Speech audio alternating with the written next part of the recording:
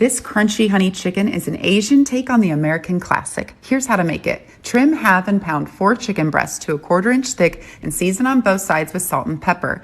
Make your wet coating with 4 eggs and 4 tablespoons of water. Then make your dry coating with flour, salt, ground ginger, ground thyme, black pepper, cayenne pepper, and paprika. Mix well.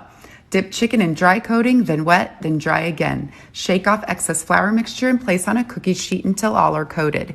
Heat a 1/2 inch of vegetable oil in a large pan over medium heat. Once hot, cook chicken breasts in batches for 4 minutes per side. Drain on paper towels and keep warm in a 200-degree oven.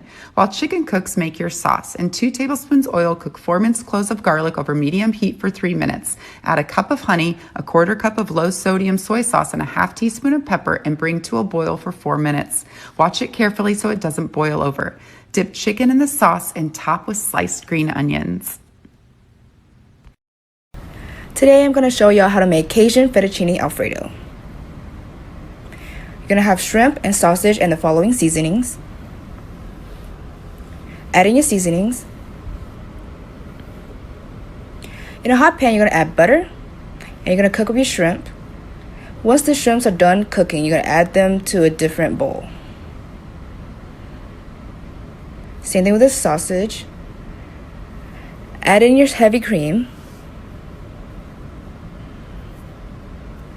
Chicken base, parsley, and grated Parmesan.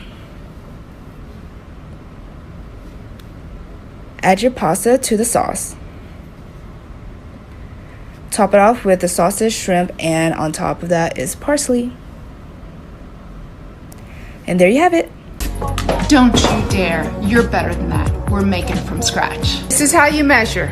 Makes a difference. 1.5 cups all-purpose flour. 1.5 teaspoons baking soda. 1/2 teaspoon kosher salt. 2 tablespoons sugar.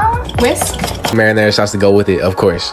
Okay, so for the marinara, whole onion, dice it over to the pot. Olive oil, made like 2 tablespoons. Onions in, cook that for like a few minutes, season with salt, and then few cloves of garlic, mince, add it into there. Cook that down for like 5 minutes.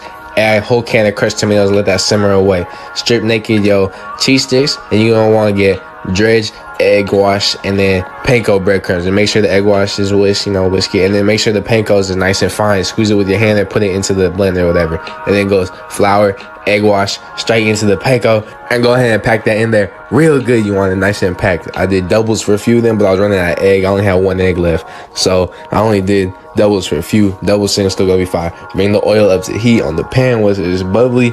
Gucci gang right now, chopstick, 1 minute each side, flip it over. Mozzie sticks, you know they're ready once it's busting out like that. And then at this point, marinara sauce should be ready. Go over there, you got Mozzie sticks. Yes, buffalo wings. If I see anyone go to B-Dubs, whatever, with sell wings, you a fucking clown. All these wings right here only cost $10. If you went to B-Dubs or something, that shit would cost like 25, 30 bucks. Season it with a little bit of salt and pepper, and then get the oil ready. You're gonna want a lot because we're gonna deep fry these.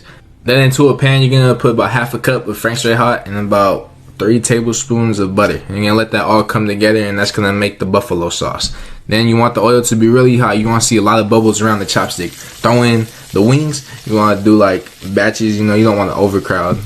And make sure you wear a shirt when you're frying anything, because the oil will be attacking you like crazy. You don't want to get that burnness. So take some carrots and go ahead and chop them up into little sticks, smashes, whatever you want to do. And then take out the wings after about 15 minutes. You want to flip them halfway through. Take them out, put them into a bowl. Put on the buffalo sauce after the butter is all melted. And you got to do this right away. Give them a nice toss, serve with ranch and carrots, and you got buffalo wings. Yes, Yo, this is how you make the perfect sunny side egg. Ooh. Tip number 1, you don't want your pan too hot or too low. This is what happens when your pan is too hot. It start bubbling and the joint gets ugly. We ain't serving that shit. And this is what happened when your pan is too cold. It's not hot enough, so it's gonna keep running and running and running. That's a no-no right there. Now you know what not to do. Let me show you the proper way. First, get yourself a non-sticky pan. Second, medium-low heat, and just a little bit of oil. Swerve that joint around. Swerve. This is my water test. When it does that, it means it's a little too hot. Now crack your egg with 2 hands, and then put it into another container. Check for little eggshells like this. Gently throw in your eggs. Another one. Be patient. And that's how you cook the perfect sunny side egg. You still buy marshmallows? We're gonna make them. Number 9 baking pan. Spray oil. Half a cup of potato starch. Half a cup of powdered sugar. Oh, baby. Whiskey business. Dust the every corner, brother. Stand mix bowl. Half a cup of water. Gelatin. 3 envelopes. Sprinkle that on top. Give a little whiskey business. Put this to the side. Medium pot. 1.5 cups sugar. 1.25 cup light corn syrup. And half a cup of water. Medium high heat. Bring to a boil. And then boil this big Until 240 Fahrenheit. Remove from the heat. hand mixer. See, there's your set gelatin. Low speed. Carefully stream the very hot liquid down the side of the bowl. Do a little more until all the syrup is added. Whip on high For 5 minutes. Dummy thick. Last, beat in 2 teaspoons of vanilla. Transfer to your prepared pan. Dip in your hand. Smooth out that top. Leave out uncovered. At room temperature overnight. Starch mixture. Get out your marshmallow and cut. Into 1-inch cubes. Coat with more starch. So we got homemade marshmallows, but They also toast. French toast, and I got a surprise for y'all later in the video. We're gonna start with white bread, preferably stale old bread. It makes it better for French toast. Go in for the dip, eggs, cinnamon, sugar, vanilla extract, milk, whisk it up, set that to the side, slices of bread, go ahead and chop it up, or you could do whole bread, but I like slicing up because you could toast it on all 4 sides and more crunchies, you already know. Go ahead and dip in the little pieces in there, go over to the stove top, pan, whatever, butter, wait till it gets bubbly, medium high heat, add on the pieces of bread, and then you already know once it gets a little crispy, flip them over, and then this is why you want to slice it, so that you can do it on the sides like that, and then you got 4 sides of crispiness. Butter, powdered sugar, syrup, do the fluff you want to do. Now you're gonna get a bun, another piece of bun. I don't know why I use hamburger buns, but I use it. It worked better anyways because those are stale. So you can go make a PB&J and then dip the insides in the extra mixture you got for the French toast, and you just go back on the pan. You got PB&J French toast, little powdered sugar. Stop playing with me. Chick-fil-A chicken nuggets. Start with that chicken breast, and cut it into inch thick cubes. You know, approximately. It doesn't have to be perfect. Now set it into a bowl and cover it in pickle juice. That's going to be our brine. Now for the dredge, we're going to use flour, cornstarch, panko breadcrumbs, a tablespoon of powdered sugar, and a pinch of salt and pepper. Egg wash is simple. A single egg, salt and pepper, whisk it. That's your egg wash. Then after at least 20 minutes, take the chicken out of the pickle juice and dry them. And then it goes egg wash, dredge, and repeat. Do that for all the pieces of chicken. Then get our oil ready, fill it up about under halfway for the pan, and bring it up to heat. Check with the chopstick and throw them in.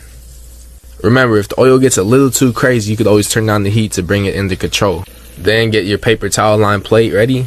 After 2-3 minutes each side, the chicken's good. Plate it up. Serve it with some fries, and you got Chick-fil-A chicken nuggets. Yes, How to flambe bananas. 3 bananas. Peel them all. Cut in half, then lengthwise. So they look like this. Large skillet. Quarter cup of butter in. Half cup of brown sugar. Half teaspoon of salt. 1 cinnamon stick. On the stove. Medium heat. Let that melt while stirring together until melted and beginning to simmer. Add in all of your bananas. Let those simmer 3 to 4 minutes. Flip all of them. Another 2 minutes. A 1/3 cup of rum. Give that a little shake. And carefully flambe that bit. Careful, please, alright? Until the flame dies out. Take it off the heat. Sheesh. Spoon up some vanilla ice cream.